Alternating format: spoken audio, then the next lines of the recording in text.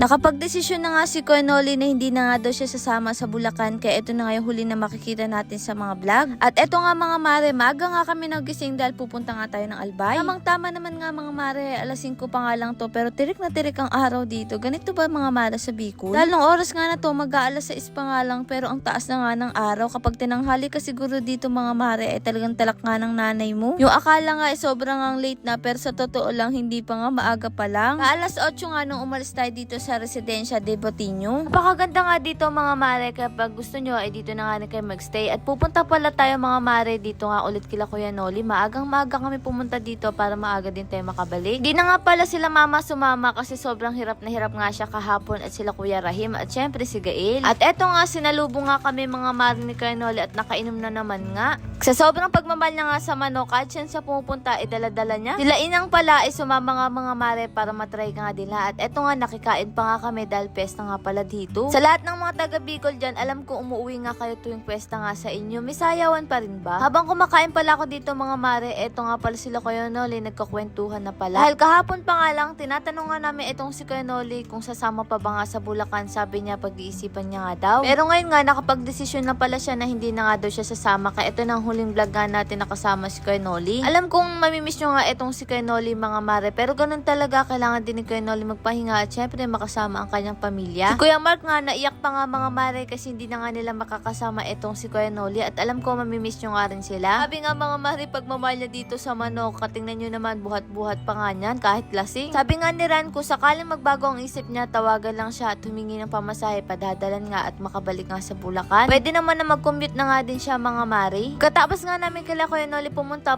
naman kami kila Ate Rosie at dito nga kami dumaan sa bundok na isa. Mga bahay nga dito ay talagang layo-layo nga mga mare at hindi mo masasabi magkakapit bahay dahil sobrang layo nga ng pagitan. At eto, nagpicture muna nga kami ditong magkapatid at eto nga si Tatang sinusubukan nga dito na umakyat nga na walang hakbang, ay hakbang tuloy hagdan. Paano ba naman kasi namamangha nga kami sa puno ng niyog dito wala nga mga mare mga baitang. Kayang-kaya nga nila mga mare yung mano-mano lang kahit walang apakan. Medyo malayo pa nga lang kami, naririnig na nga namin na may video okay nga dito mga mare. Tamang-tama talaga punta natin dito dahil pesta talaga. At eto nga pinakain kami ni Ate Rosie, ang daming ulam. Kaya kahit kakakain lang namin, abay kung hindi kami nagpahuli mga mare at dadala na nga lang namin sila mama sa baba. Napakasarap nga ni Ate Rosie mga mare magluto. Talaga namang sulit na sulit nga ang puntahan natin dito kila Ate Rosie. Sabi nga nila, pasensya na daw at mainit. Sabi naman namin sanay na sanay nga kami mga mare sa ganito. Tapos nga namin kumain, dito na nga kami sa labas nagkwentuhan. At syempre nagpicture-picture nga lang di kami magpipinsan. At syempre ito nga si Inang. Sabi nga ni Ate Rosie mga mare, kumain muna nga daw kami ng buko. Kaya ayun, kumuha nga sila dito ng buko. Ang sarap nga ng buko dito mga mare, abay libre lang. Sa totoo lang mga mare, kung napakalaki nga ng sasakyan natin, abay dadalhin ko nga to sa Bulacan. Kaya lang hindi na tayo makakapagdala dahil marami rin tayong dala. Kaya naman, in-enjoy na nga lang namin mga mare itong pag-inom nga ng buko na libre. Dahil malayo-layo pa nga rin ang lalakarin natin. Bukod nga dun mga mare, akit pa nga tayo kila Kuya Noli pagtapos nga natin dito. At eto nga si Kulot na mga problema paano niya uubusin. Sila ina nga ay ayan, nagsipagkanta na muna nga mga mare. Alam niyo naman, mahilig nga sila sa video okay. At eto nga nagpicture-picture kami ng bata dahil kilala nga daw tayo. Siguro na mga sa isang oras lang kami dito at nagpaalam na nga rin kami mga mare. At eto't bumaba na nga tayo papunta kila Kuya Noli. Kahit anong ang pilit namin kay Kuya Noli mga mare, ayaw niya na talaga. Tinanong ko nga siya kung nahihirapan siya, sabi niya hindi naman daw. Siguro kailangan niya nga lang din mga mare magpahinga at kapag nga gusto niya na ulit magtrabaho ay pwede naman siyang pumunta sa Bulacan. At ito nga si Eric. Hindi na nga nakapag-vlog doon mga mare, pero ayun nga, malis na nga rin kami pagkatapos namin kila Kuya Noli. Dahil gusto nga natin makita ang Bulkang Mayon, kaya dito naman tayo pupunta sa Albay.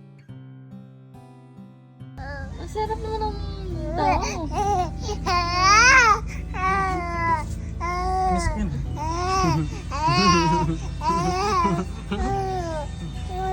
Ako ligayang ligaya. Oh, ba't ligayang ligaya ka? Bakit? Diba? Diba? Diba? Bawo daw.